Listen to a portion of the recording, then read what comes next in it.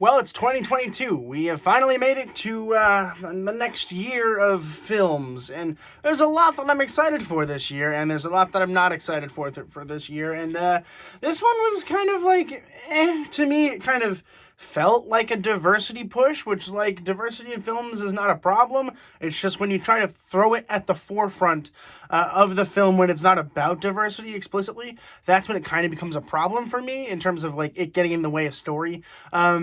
And that's what I was worried about for this film. And let me tell you, that should be the least of your worries.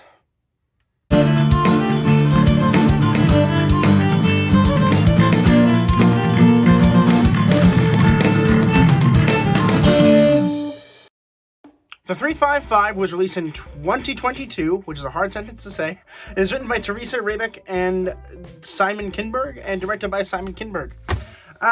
No spoilers, but the general idea of the film is it follows five people, sort of. One of them doesn't actually show up to the last quarter of the film, as they're secret spies for their country, trying to get this device that can blow up things and can hack, like, other countries' security, essentially.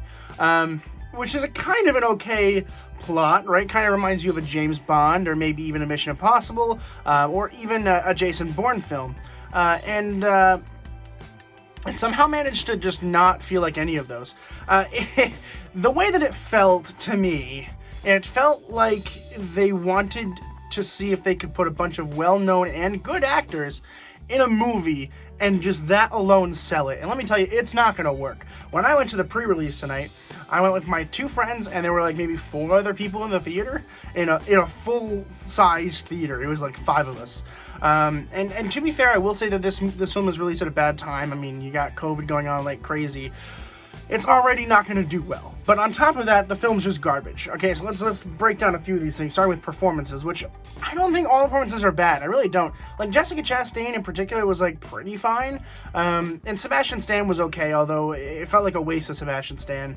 It felt like these guys were told they had to be in the movie or else. Like, it felt like they were like, hey, if you're not in this movie, we're not going to let you do other movies. So then it felt like they signed on for that reason. I'm sure that's not the case. I'm sure they all thought it was going to be good, because the film felt like it thought it was good, even though it wasn't. But the issue here with the characters is that they don't focus on them at all. They're like, okay, Jessica Chastain, you're this character. Here's like a handful of lines. Good luck trying to get us to relate to them. And I don't care about any of these characters. In fact, Lupita, I'm going to butcher this name, Nyatono, I think. Again, I'm awful at pronouncing. Also, it's on a small screen. She probably had the best character in the film. I related to her. I liked her a lot. I liked her backstory a little bit. And then by the end of the film, I was like, oh, whatever. There's a lot of death in this film, like a lot more than you might imagine. And each time something dies, like somebody dies, it is usually a big person. Like, you're like, oh, didn't think that person was gonna die. And then the person that's like close with them is like, no, not him. And then they're over it. Like, it's like, and I cannot, like, I wish I were lying to you. I really do. I wish that I was over explaining this. I was just overreacting. I'm not. That's exactly what it was like, and it's awful. The editing is really bad. It's like, especially the fight scenes.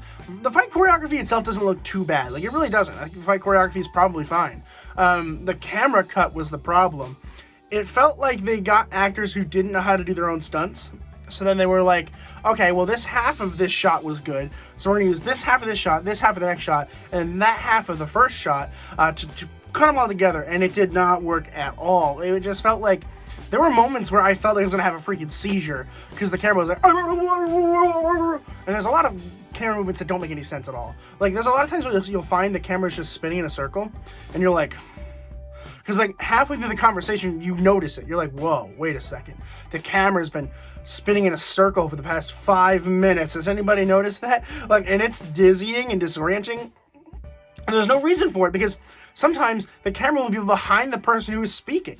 And it's like, I get if you're trying to go in a circle and there's like four people and you just want to get all their reactions, right? There's a couple great scenes with cameras doing that so you can get, perspective of everyone like that. In this movie, no. They're just moving the camera for the sake of moving the camera. And I'm like, why did you do that? You did not have to do that. The villain in this movie is kind of a secret. In fact, everyone at one point is kind of suspected to be a villain. I thought that was a kind of a cool concept. But the villain in this movie is kind of garbage. Like, Because the issue is that everyone wants this device because they don't want it to exist and or they want to use it themselves. And we don't really know who wants the device for what reason. They don't really explain that very well. They're like, okay, all right, everyone's after this thing. What they do with it, we don't care. Doesn't matter. Just make sure that everyone's going to try to get it. And then action and adventure ensues. And it's not great. Also, like, 95% of this movie is shot at night. And that's frustrating. The lighting is bad. The lighting is really not good. But I really feel bad for this movie because, like, the actors, like, think it's a good movie. Like, I think, like, their performances are kind of heartfelt. I feel like they probably cut scenes out, especially, again, after somebody dies. I feel like they cut, like, an entire conversation out where they kind of talk themselves over it. It's like, oh, no, I can't believe it. Oh, yeah, we're in the mission. Yeah, I'm all on board. I'm there. I'm with you. Like, it just feels like a really strange thing to do. Man, I mean, this movie's not going to do well. And the rough part is that at the end of this film, it feels like there's going to be a sequel. It feels like the characters are saying there will be a sequel. And I, first of all, don't want one at all. Like, not even a little bit. And two, don't think they're going to make at all enough money to actually make this a reality. There's not a chance in the world this movie makes enough money to warrant a sequel. Like, I don't see it happening at all. Even with, you know, big actors like Jessica Chastain, Penelope Cruz, and Sebastian Stan, none of those names are big enough to make this a success, and I truly believe that. I don't think it's going to do well in the box office. I mean, again, partially because of COVID, which they might use that as an excuse to warrant a sequel, and I really hope that they don't. I'm sure they will, but I hope that they don't, because I don't want another one of these. But we're starting off 2022 with a rough one, so unfortunately, it is my favorite movie of the year, and also my least favorite movie of the year, because it is the only one that I have seen thus far in 2022. But we are starting off our journey. I'm going to go ahead and give the 355 a D-.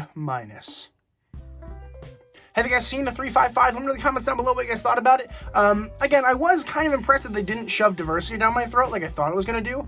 Which, again, diversity is great in films, and I appreciate that people try to incorporate that into their films. When the film isn't actually about diversity, it kind of hinders the film. And this, honestly, I didn't have a problem with it.